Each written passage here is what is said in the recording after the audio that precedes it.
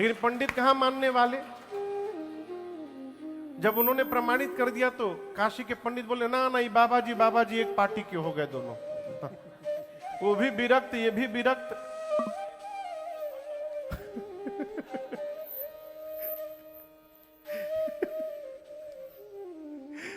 बोले नहीं नहीं बाबा जी अपनी पार्टी बना लिए, यूनियन कर लिए, इनकी बात को हम नहीं मानेंगे। आप बोले विश्वनाथ जी ने लिखवाया है, ठीक है, विश्वनाथ जी यदि प्रमाणित कर दे तो हम मान लेंगे ये ग्रंथ है। तो आपको बताऊं, काशी विश्वनाथ जी के गर्भगृह में शयन आरती के समय, रात में जो शयन आरती होता है विश्वनाथ जी का, सबसे नीचे श्री रामचरितमानस रखा गया, इनके ऊपर 18 पुराण रखे गए और फिर चारों वेद रखे गए और रख करके मंदिर का गेट बंद कर दिया गया। सारे पंडित जो विरोध में थे वहीं रात में बैठे रहे, छोड़ के जाएंगे नहीं, गोस्वामी जी कहीं कुछ चतुराई कर दे खोल के, तो घेर करके मंदिर में बैठे रहे और रात भर वेद पाठ किए।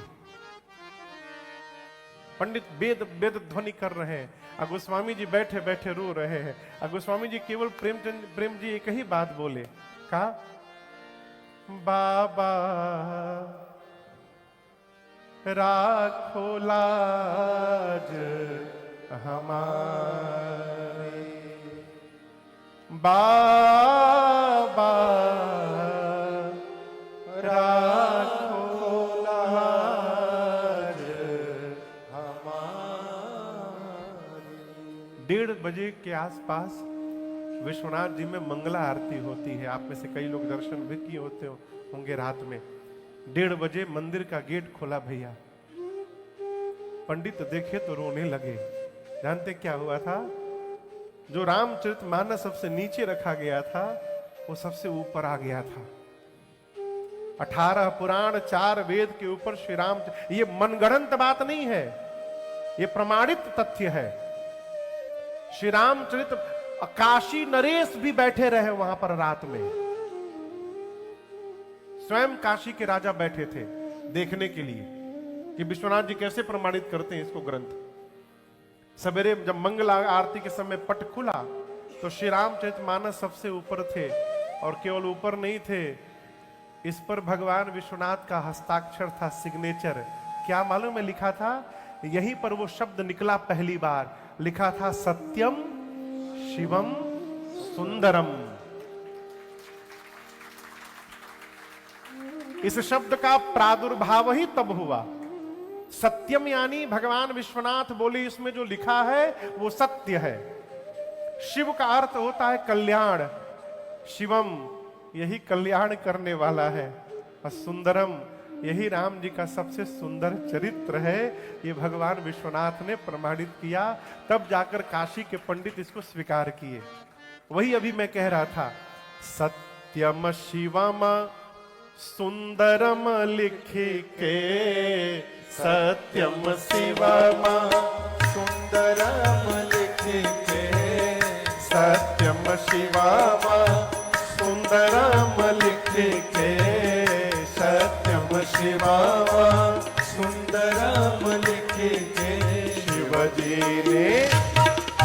शिवजी मोहर लगाए जयति जय तुलसी गोसाई, शिवजी ने मोहर लगाए जयति जय तुलसी गोसाई, जय जय सिया रघुराई जयति जय तुलसी गोसाई, जय जय सिया रघुराई जयति जय तुलसी गोसाई।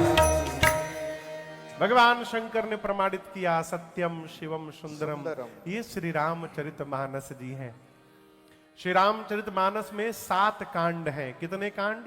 7। नाम किसको किसको याद है? सब बहुत अच्छी बात। बाल कांड, रिपीट करिए।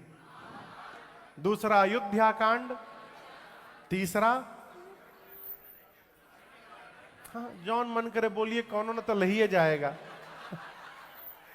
तीसरा कांड है अरण्य कांड, चौथा किष्किंधा कांड, पांचवा सुंदर कांड, छठा लंका कांड और 7वें कांड का नाम है उत्तर कांड। ये श्री रामचरितमानस के एहिमह रुचिर सप्त सोपाना, ये 7 कांड है। बाल कांड के प्रारंभ में गोस्वामी जी ने 7 श्लोक लिखे हैं। महापुरुषों का अपना अपना चिंतन है, 7 कांड ही क्यों लिखे, 8 क्यों नहीं लिखे, 6 क्यों नहीं लिखे। देखिए दिन कितने होते हैं, जोर से कहिए, रंग कितने होते हैं। आजकल तो हजारों रंग नाम हो गए हैं रंग के, ये पिंक तो वो pink, light pink, baby pink, blossom pink, न जाने कितने नाम भगवान जाने, लेकिन मूल रूप से कितने रंग हैं।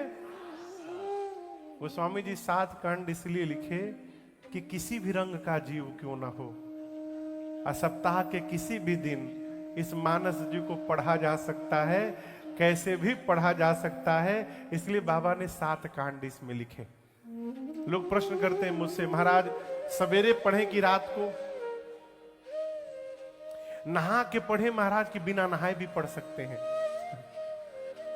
रात में पढ़ सकते हैं, और शाम के समय महाराज खा के पढ़ना है कि खाली पेट पढ़ना है?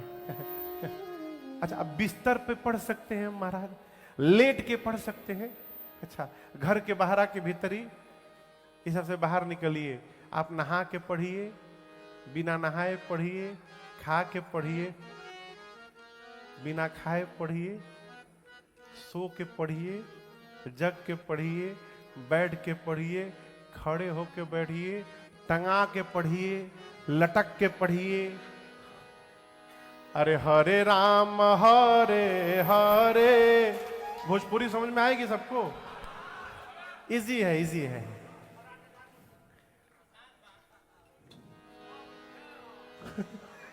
अरे हरे राम हरे हरे, गावा भैया घरे घरे, हरे राम हरे हरे, गावा भैया घरे घरे, हरे राम हरे हरे, गावा भैया घरे घरे, हरे राम हरे समझ रहे हरे, गावा भैया घरे घरे।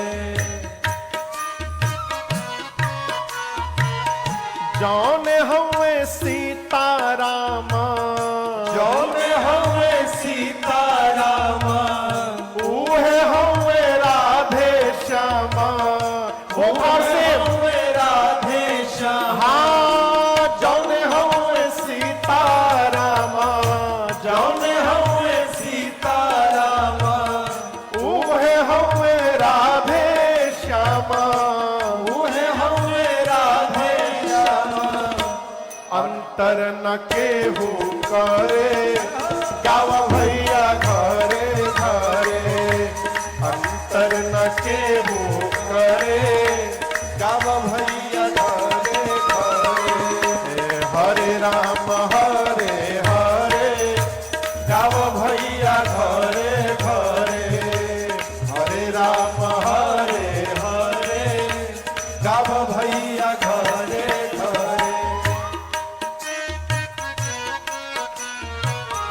अवसर ना ऐसन आई, अवसर ना ऐसन आई, नर्तन मिलल बा भाई, नर्तन मिलल बा भाई। हाँ, अवसर ना ऐसन आई, अवसर ना ऐसन आई, नर्तन मिलल बा भाई, नर्तन मिलल बा। इसलिए बैठी गाव चाहे खड़े, गावा भैया घरे घरे, बैठी गाव चाहे खड़े, गावा भैया घरे घरे।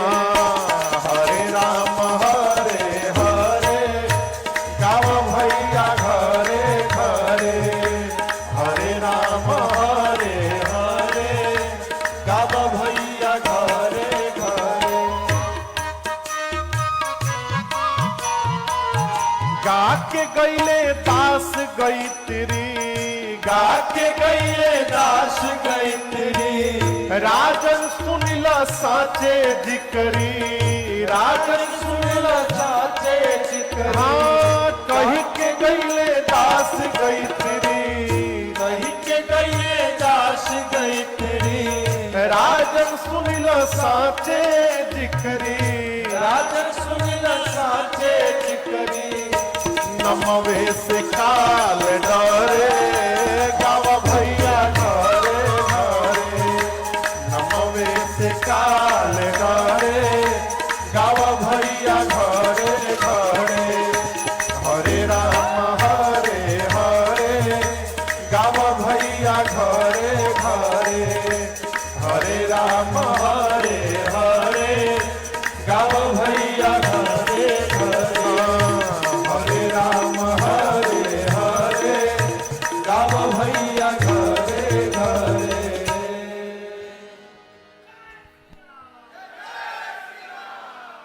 अरे बैठी गाव चाहे खड़े गावा भैया घरे घरे। गोस्वामी जी ने 7 श्लोक लिखे।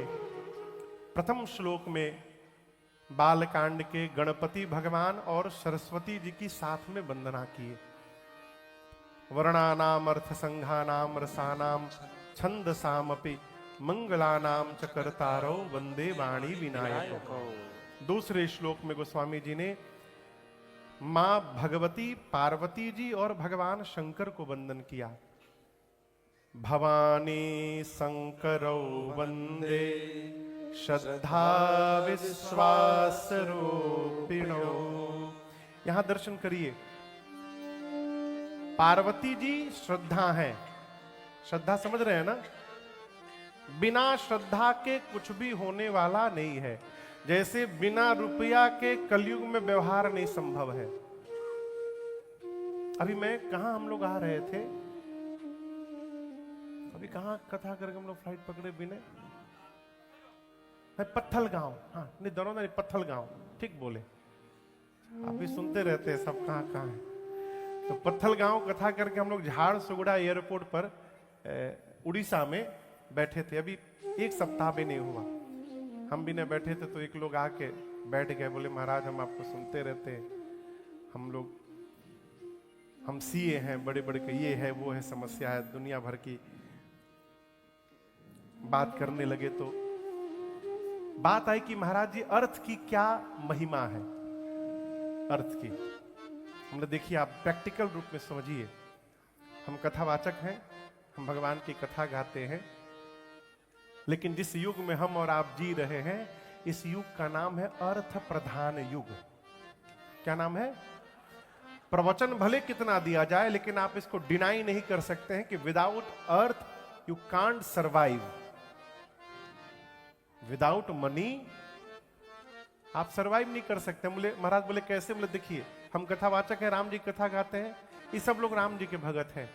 क्या इंडिगो काउंटर पर मैं जाकर बोलूं कि मैं राम जी की कथा गाता हूं, मैं तो भगवान के भरोसे हूं, हमको एक टिकट दे दीजिए? क्या हमको फ्लाइट की टिकट देंगे? हम कुछ भी, हम उनको 4 घंटा कथा भी सुना देंगे। बोले बहुत सुंदर महाराज, बड़ा आनंद आया, please pay for the ticket. वो कुछ भी कहे, हम बिना पैसा लिए टिकट देने वाले नहीं हैं। क्यों? ये अर्थ प्रधान युग है।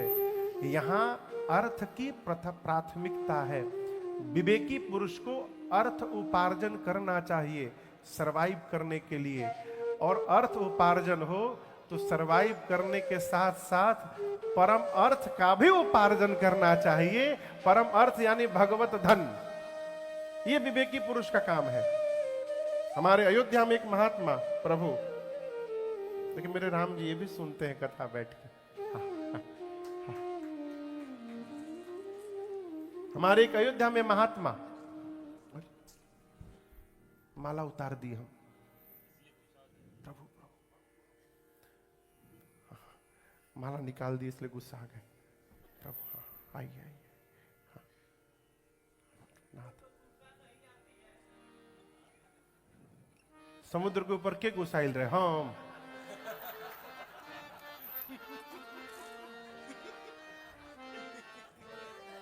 किसने कहा? बाबूजी, समुद्र के ऊपर के खिसियाई रहे? विनयन मानत जलधि जड़ गए, 3 दिन बीत बोले राम सकोप तब। भय बिन होई न प्रीत। बोले राम कैसे बोले थे? सकोप। सकोप, क्रोध के साथ राम जी बोले, भय बिन होई ना। ये तो हम लोग का आपस का इंटरटेनमेंट है हमारा, इनका गुस्सा वस्सा भगवान की लीला है, प्रभु। तो हमारे अयोध्या के एक महात्मा थे, ये तुलसी जी की माला है, इसमें 108 मन के हैं, 108। एक माला होती है हजारी माला, उसमें 1008 मन के होते हैं, 1008 मन के होते हैं।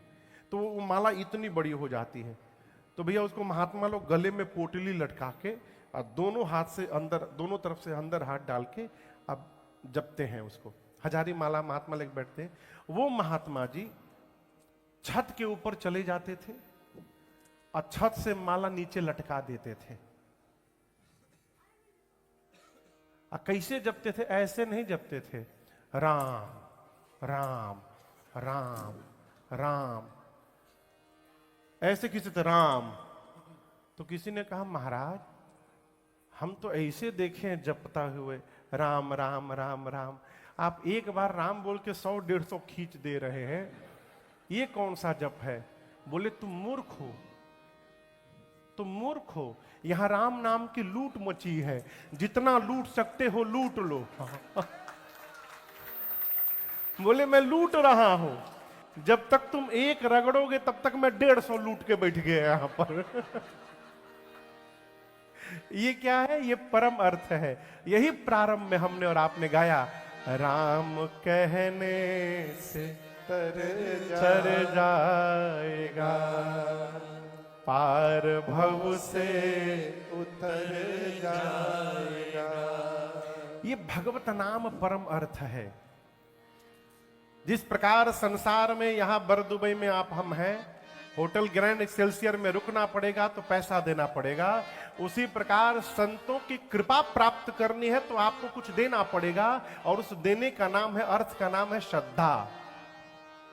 बिना श्रद्धा के सत्संग मिलने वाला नहीं है।